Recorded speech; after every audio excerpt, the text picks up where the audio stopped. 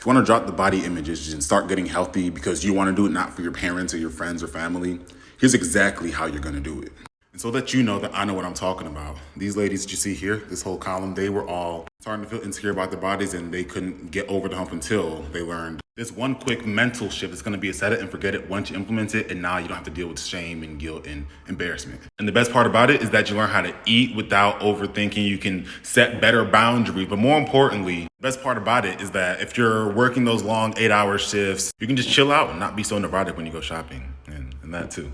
Well, the number one reason why most people have these issues is because they're trying to subconsciously look to their parents' belief of them. Maybe your whole thing with your family was that you go to school, you get a really good career, and then from there, you get a really good job, get married to the perfect husband or wife, and live it forever. And so while you were trying to live up to that fantasy, you completely suppressed yourself, and now everything you do, you're always thinking about them and how they're going to respond to it, how they're going to react to it, and now everything that deals with you and your mind and your body and your health and your new family is tied back to them rather than you having one for yourself. Not to say that making your parents proud is a bad thing, but when everything you do is determinant on how they respond to it, it starts to get pretty toxic. So the first thing we're gonna do here is learn how to detach from needing your parents' validation.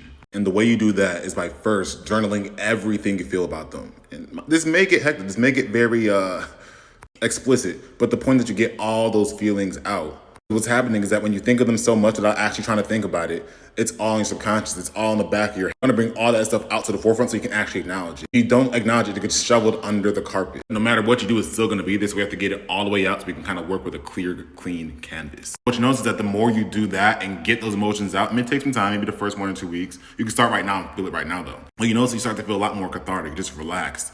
You don't freak out as much. You're just in a position where when things happen that might have shifted you in the past, now it's like, it's not that bad. Maybe you freak out for a quick second, but then it's back to just zen. Now, the second thing you're gonna do is stop tracking your food. But in a different way, we're gonna track everything you're eating, but not toward any kind of calorie goal. To get used to the fact that food is neither good or bad, it just is. Certain foods give you more energy, other foods don't. That's perfectly fine, we're not here to judge. It's more so that right now, when you're starting to get yourself into a place where you're done judging yourself and done with the self-images, you wanna move forward, just track what you're eating so you can actually see what's going on. What you notice is that with everything we do here, it's gonna start with clarity. You need to know what's actually going on before we can actually just jump and make a shift. This is what my clients have been doing to stop starving themselves after maybe 1 or 2 days of quote unquote bad eating. And now they're in a position where they know that they could make mistakes as time goes on, life gets busy, but they're cool with it. So now they don't identify with the bad stuff. This here's one of my clients who actually went through this whole process I've been talking to you about right now. So it works for sure. And she was able to drop 10 pounds overall, so she was able to fit into her wedding dress that was coming up the next 3 months. This last point I'm going to take here is going to kind of wrap everything up and encapsulate it into one singular point that you can take with you no matter what you do. This is at work for some of you. This could be eating, this could be relationships, this could be everything. And that point is,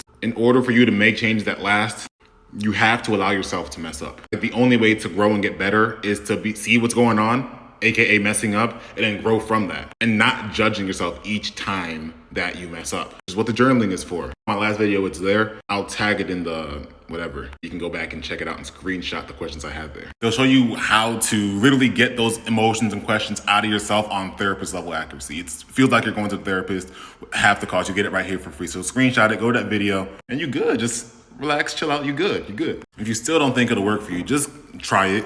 Come back to me and let me know, how good you feel, how the weight just flew off you. You don't stress out so much. We can have a real conversation. Right before I go, one last thing. Make sure you check out the page and get more tips on mental health, self-image, and healthy, sustainable fat loss for good. Check it out.